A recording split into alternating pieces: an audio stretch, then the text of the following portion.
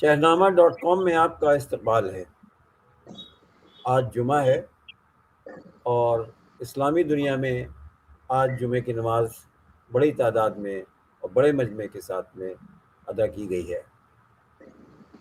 ایران کے سبھی شہروں میں نماز جمعہ بہت خضوع و خشوع سے ادا کی گئی اور لوگوں نے دعائیں کی اور یوم قدس بھی بڑے انہماک سے منایا۔ آج ہم غیور مولائی صاحب سے بات کریں گے جو قم میں اسکالر ہیں اور پوری طرح سے نظر رکھتے ہیں جو تازہ حالات ہیں ایران کے اس پر۔ شکریہ جناب آپ کا کہ آپ نے وقت نکالا، ہماری نئی آواز پر لبیک کہا۔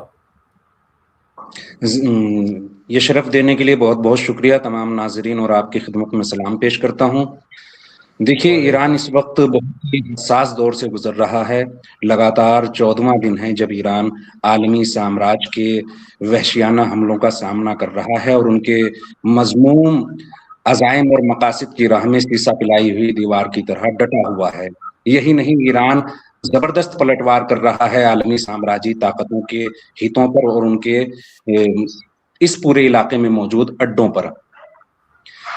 ایک تصور شاید دنیا میں یہ جا رہا تھا کہ ایران جس طریقے سے جنگ کے حالات کا سامنا کر رہا ہے، وحشیانہ بمباری ہو رہی ہے، تو شاید اس سال روز قدس پر وہ جوش و ولولہ نہ ہو جو پچھلے 47 سالوں سے ایرانی قوم، خاص کر ایرانی قوم، سڑکوں پر نکل کر عالمی سامراج اور صہیونیزم کے خلاف اپنی نفرت اور غصے کا اظہار کرتے تھے۔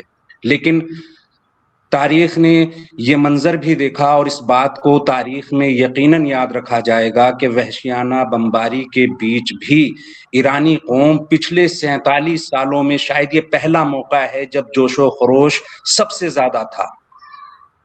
ہوتا تو یہ ہے عام طور پر کہ جنگی حالات میں لوگوں کے جذبات سرد پڑ جاتے ہیں، لوگ نا امید ہو جاتے ہیں، مایوس ہو جاتے ہیں، لیکن یہ ایرانی قوم کربلا سے انسپائر ہے، عاشورائی قوم ہے۔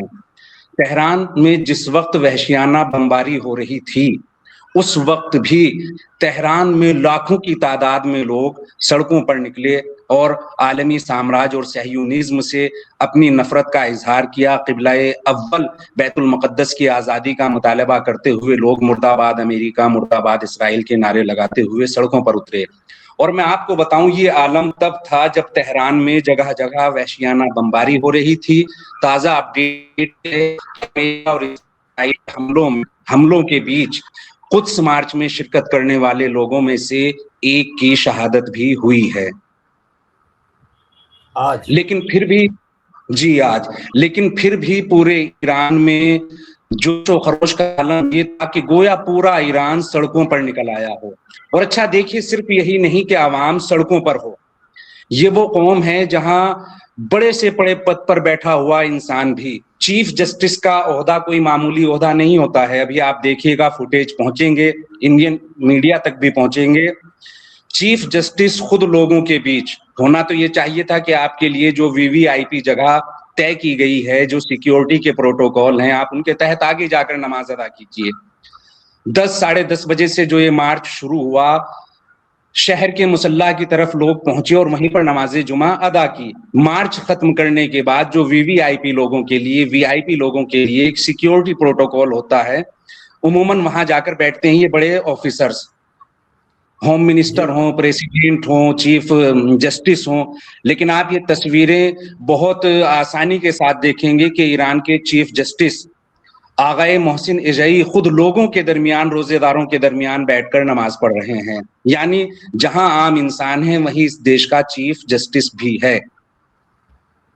جی، تو آپ نے قم میں کئے جمعے ہوتے ہیں؟ دیکھیے، اسلامی نقطہ نظر اور فقہ جعفری میں 5 کلومیٹر کے اندر ایک جمعہ ہوتا ہے۔ خود قم شہر میں ایک جمعہ ہوتا ہے مسلح قم پر، دوسرا جمعہ جمکران میں بھی ہوتا ہے۔ قم میں جو قدس مارچ تھا، قدس کی ریلیاں تھی، وہ شہر کے الگ الگ حصوں سے لوگ نکلے۔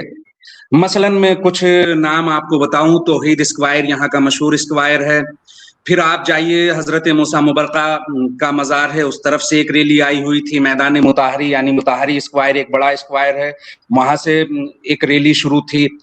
حرم مطہر تک حضرت معصومہ جو امام رضا کی بہن ہے ان کے مزار سے لوگوں کا ایک ہجوم مصلی قدس کی طرف چلا، وہاں پر جا کر ریلی ختم ہوئی اور وہیں پر جا کر نماز جمعہ ہوئی۔ اچھا، تو تہران میں کیا حال رہا؟ دیکھتے ہیں کہ شہر کے چاروں طرف لوگ نکلنا شروع ہوئے اور اہم پوائنٹ پر جمع ہوئے، وہاں سے ایک مارچ کی شکل میں سب پہلے حرم حضرت معصومہ میں آئے، بی بی معصومہ قم کے مزار پر آئے، وہاں سے پھر مصلی قدس کی طرف بڑھے جہاں پر نماز جمعہ ہوئی۔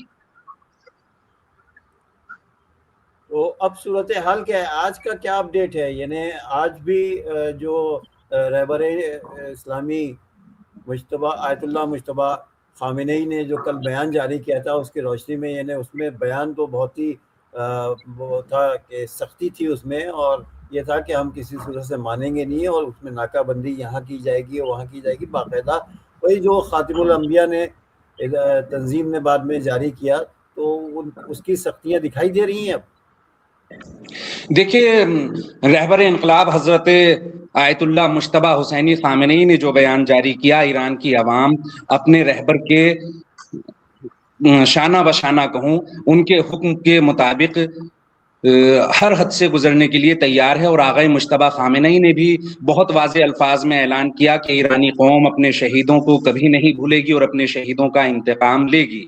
اور صرف شہادتیں یہ نہیں کہ اپنے بڑے آفیسرز یا رہبر انقلاب حضرت آیت اللہ سید علی حسینی خامنئی کی شہادت کا انتقام لیا جائے گا یا IRGC اور سینا کے کمانڈروں کا انتقام لیا جائے گا، نہیں، بلکہ ہم ایک ایک ایرانی ناگرک کی شہادت کا انتقام لیں گے۔ آقا خامنئی نے اسپشٹ کیا کہ ہم اپنے شہیدوں کے خون کا انتقام لیے بغیر خاموش نہیں بیٹھیں گے۔ دوسری بات، ایران کو جتنا نقصان پہنچایا گیا، جتنے آواسی مکانوں پر حملہ، جتنے آواس پر حملہ کیا گیا، جتنی رہائشی عمارتوں کو برباد کیا گیا، ایک ایک کا حساب لیا جائے گا اور ہرجانہ بھی وصولا جائے گا۔ آقا خامنئی نے اسپشٹ کیا کہ اگر دشمن ہرجانہ دینے کے لیے بھی تیار نہیں ہوتا تو ہم طاقت کے بل پر ان کی پراپرٹی کو، علاقے میں جو ان کی پراپرٹیاں ہیں انہیں قبضے میں لیں گے، اور اگر قبضے میں بھی نہ لے سکیں تو انہیں اسی حد تک برباد کریں گے جتنا ہمارا نقصان ہوا ہے۔ بات ایک دم کلیئر اور اسپشٹ ہے۔ آج جو ہنگامے ہوئے ہیں اور آج جو میزائلیں ماری گئی ہیں اسرائیل پر، اس میں کیا اندازہ، کیا خبریں آپ تک موصول ہوئی ہیں کہ اسے کتنا نقصان ہوا ہوگا اسرائیل میں؟ دیکھیے، نقصان کتنا ہوا ہے یہ بات پوری دنیا جان رہی ہے۔ اسرائیل میں کڑی سینسرشپ لاگو ہے، اسرائیل کی خبریں خود اسرائیلی میڈیا کے تھرو باہر نہیں آ رہی ہیں، لیکن اندازہ اس بات سے بہت آسانی سے لگایا جا سکتا ہے کہ ایران نے امریکہ اور اسرائیل کے علاقے میں جتنے بھی ایئر ڈیفنس سسٹم تھے، جتنے بھی ان کے راڈار تھے، سب کو تباہ کر کے اسرائیل کو ایک طریقے سے اندھا کر دیا ہے۔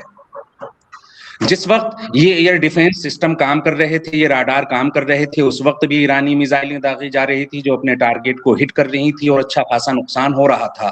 اب جبکہ اسرائیل سینی اعتبار سے پوری طرح اندھا ہو چکا ہے، اس علاقے میں گلف کنٹریز میں اس کے جتنے ایئر ڈیفنس سسٹم تھے، جتنے راڈار تھے، سب تباہ ہو چکے ہیں، تو اب ایران کے تمام میزائل، چھوٹے چھوٹے ڈرون سے لے کر اس کے بڑے بڑے میزائل، سجیل میزائل، خرم شہر 4 میزائل، کلسٹرز میزائل، سب جو اپنے ٹارگٹ کو ہٹ کر رہے ہیں، ایک ایک ٹن سے زیادہ وار ہیڈ لے کر جا رہے ہیں، تو ان کے نتیجے میں کتنی تباہی ہو سکتی ہے یہ کوئی بتانے والی بات نہیں ہے، آسانی سے اسے بھی سمجھا جا سکتا ہے۔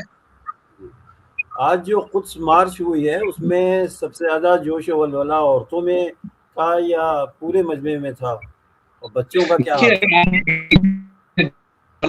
تھا؟ آپ یہ چیزیں ایسی ہیں جسے بہت آسانی سے بیان نہیں کیا جا سکتا۔ آپ جسے دیکھیں گے، ایک بچے کو دیکھ لیجئے، کسی خاتون کو دیکھ لیجئے، مہیلا کو دیکھ لیجئے، حد یہ ہے کسی بزرگ کو بھی دیکھ لیجئے، کسی بوڑھے کو بھی دیکھ لیجئے، سب عروج پر ہے، چرم پر ہے۔ ہر ایک کا دل غصے سے بھرا ہوا ہے، جذبات سے بھرا ہوا ہے کہ ہمیں عالمی سامراج کے مقابل میں گھٹنے نہیں ٹیکنے ہیں، ظلم کے مقابلے سرنڈر نہیں ہونا ہے. ہماری صرف ایک مانگ ہے، یا جیت یا شہادت. یا شہادت. بہت بہت شکریہ غیور صاحب آپ کا، آپ نے اپنا قیمتی وقت میں ہمارے ہم کو ٹائم دیا، اور جو وہاں کے حالات ہیں اس کا ایک اجمالی خاکہ آپ نے پیش کیا.